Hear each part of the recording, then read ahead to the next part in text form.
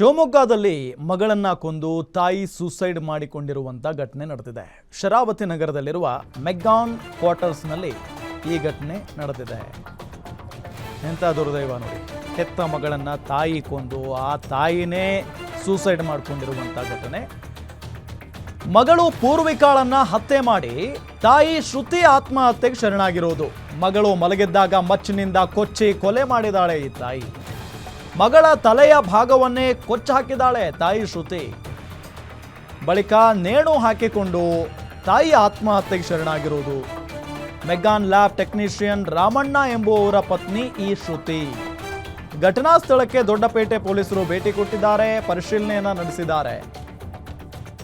ಆದರೆ ಏನು ಕಾರಣ, ಯಾಕೆ ಈ ರೀತಿಯಾಗಿ ತಾವು ಹೆತ್ತ ಮಗಳನ್ನೇ ಈ ಶ್ರುತಿ ಅನ್ನೋರು ಕೊಲೆ ಮಾಡಿದ್ರು?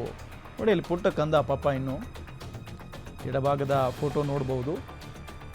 ಆ ಮಗು ಮಲಗಿರುತ್ತಂತೆ. ಆ ಸಂದರ್ಭದಲ್ಲಿ ಆ ಮಗುವಿನ ಕತ್ತನ್ನೇ ಸೀಳ್ಬಿಟ್ಟಿದ್ದಾಳೆ ಈ ತಾಯಿ.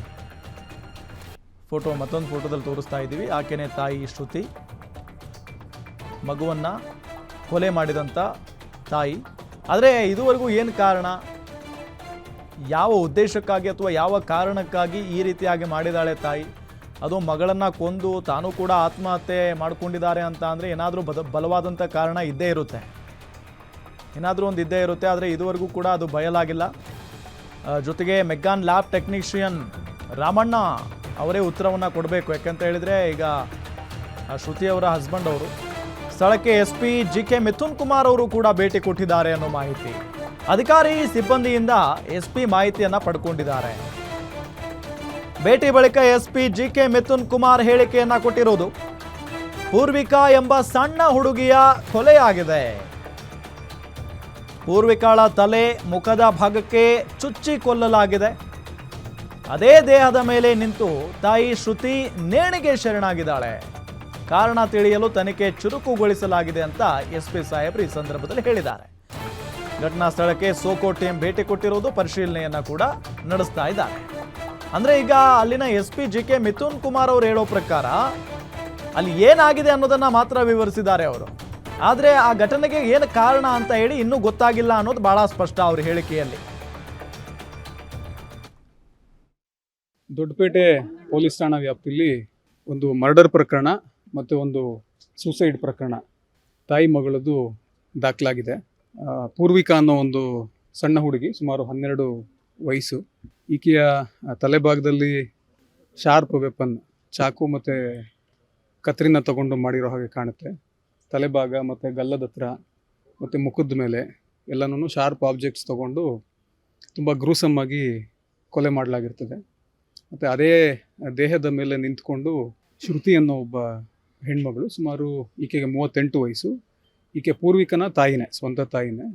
ಅವರ ದೇಹದ ಮೇಲೆ ನಿಂತ್ಕೊಂಡು ಸೂಸೈಡ್ ಮಾಡ್ಕೊಂಡಿರೋ ಪೊಸಿಷನಲ್ಲಿ ಬಾಡಿ ಸಿಕ್ಕಿದೆ. ಸೊ ಇವರು ರಾಮಣ್ಣ ಅಂತ ಲ್ಯಾಬ್ ಟೆಕ್ನಿಷಿಯನ್ ಆಗಿ ಕೆಲಸ ಮಾಡ್ತಾರೆ ಮೆಗ್ಗಾನ್ ಆಸ್ಪತ್ರೆಯಲ್ಲಿ. ಸೊ ಅವರ ಹೆಂಡತಿ ಮತ್ತು ಮಗಳಾಗಿರ್ತಾರೆ. 2 ಪ್ರಕರಣ ದಾಖಲು ಮಾಡ್ಕೊಂಡಿದ್ದೀವಿ. ಹೇಗಾಗಿದೆ ಏನು ಎತ್ತ ಅಂತಂದು ಮುಂದಿನ ತನಿಖೆನಲ್ಲಿ ಗೊತ್ತಾಗುತ್ತೆ. ಈಗ ಸ್ಟೇಷನ್ಗೆ ಹೋಗಿದ್ದಾರೆ ಅವರು ಕಂಪ್ಲೇಂಟ್ ಕೊಡಲಿಕ್ಕೆ ಅಂತಂದು. ಅವರು ನೈಟ್ ಡ್ಯೂಟಿಗೆ ಅಂತ ಕೆಲಸಕ್ಕೆ ಹೋಗಿರ್ತಾರೆ. ಬೆಳಗ್ಗೆ ಬಂದು ನೋಡಿದಾಗ ಬಾಕ್ಲು ಮುಂದೆಯಿಂದ ಅಂದರೆ ಒಳಗಡೆಯಿಂದ ಚಿಲ್ಕ ಹಾಕ್ಕೊಂಡಿರ್ತಾರೆ. ಸೊ ಯಾರೂ ರೆಸ್ಪಾಂಡ್ ಮಾಡೋದಿಲ್ಲ. ಆಮೇಲೆ ಅಕ್ಕಪಕ್ಕದವ್ರಿಗೂ ಮಾತಾಡಿಕೊಂಡು ಮತ್ತು ಏಣಿನ ಹಾಕ್ಕೊಂಡು ಫಸ್ಟ್ ಫ್ಲೋರ್ನಲ್ಲಿ ಕಿಟಕಿ ಓಪನ್ ಇರುತ್ತೆ.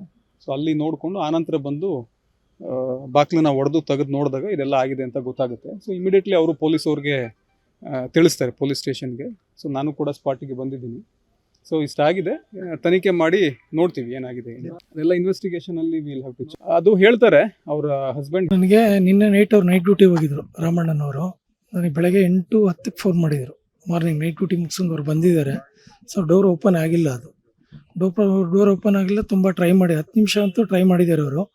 ಆಗ ನಂಗೆ ನೆನಪಾಗಿದೆ, ನನಗೆ ಫೋನ್ ಮಾಡಿದ್ರು 8:15 ಕರೆಕ್ಟಾಗಿ ಫೋನ್ ಮಾಡಿದರು. ನಾನು 8:25 ರೀಚ್ ಆದೆ, ಒಂದು ಸ್ವಲ್ಪ ಲೇಟ್ 10 ನಿಮಿಷ ಔಟ್ಸೈಡ್ ಇದ್ದೆ. ಬಂದ ತಕ್ಷಣ ರಾಮಣ್ಣ ಹಿಂಗೆ ಹೇಳಿದ್ರು ನನ್ನ ಫ್ರೆಂಡ್, ಹಿಂಗೆ ಓಪನ್ ಆಗ್ತಾಯಿಲ್ಲ, ಏನು ಮಾಡಬೇಕು ಅಂತ. ಅಲ್ಲಿ ಏಣಿ ಇತ್ತು, ಏಣಿಲಿ ಸ್ಟೆಪ್ಪೆಲ್ಲ ಕತ್ಬಿಟ್ಟು ಮೇಲ್ಗಡೆ ನೋಡಿದ್ವಿ. ಅಷ್ಟೊತ್ತಿಗೆ ಹ್ಯಾಂಗ್ ಮಾಡ್ಕೊಂಡಿದ್ರು ಆಲ್ರೆಡಿ. ಬಟ್ ಪಾಪು ಏನು ಕಾಣ್ತಿದ್ದಿಲ್ಲ, ಅವ್ರ ವೈಫು ಕಾಣ್ತಾಯಿದ್ರು. ಫ್ಯಾನಿಗೆ ಹ್ಯಾಂಗ್ ಮಾಡ್ಕೊಂಡಿದ್ರು. ಕೆಳಗಡೆ ಡೋರ್ ಓಪನ್ ಮಾಡೋ ಪರಿಸ್ಥಿತಿ ಬಂದುಬಿಡ್ತು. ನಾನು ತಕ್ಷಣ ಒಂದು 10 ಮಿನಿಟ್ಸಲ್ಲಿ ನಾನು ಡೋರ್ ಓಪನ್ ಮಾಡಿದೆ. ನೋಡಿದ ತಕ್ಷಣ ಅಲ್ಲೇ ತುಂಬಾ ಗಾಬರಿ ಆಯಿತು. ಒಳಗಡೆ ನಾವು ಹೋಗಲಿಲ್ಲ, ಪಾಪನ ನೋಡ್ತಾ ಇದ್ವಿ, ಹುಡುಕ್ತಾ ಇದ್ವಿ ನಾನು ಅವ್ರ ಫಾದರು. ಬಟ್ ಕೆಳಗಡೆ ಪಾಪು ಇತ್ತು, ಅದೇ ರೂಮಲ್ಲೇ. ಅವ್ರ ಮಗು ಏನು ಇರಲಿಲ್ಲ ಸರ್, ತಲೆ ಬಿಟ್ಟು ಬ್ಲೀಡಿಂಗ್ ಆಗೋದು ಕಾಣ್ತಾ ಇತ್ತು ನಮ್ಗೆ ದೂರದಿಂದ. ಒಳಗಡೆ ಹೋಗಲಿಲ್ಲ, ದೂರದಿಂದ ನಾನು ನೋಡಿದೆ. ಬ್ಲೀಡಿಂಗ್ ತಲೆಗೆ ಹೊಡೆದಂಗೆ ಕಾಣ್ತಾ ಇದೆ ಸರ್, ಫುಲ್ ಹತ್ತಿರದಿಂದ ನೋಡಲಿಲ್ಲ. ಕೆಳಗಡೆ ಮಗುಗೆ ಓಪನ್ ಆಗಿದೆ.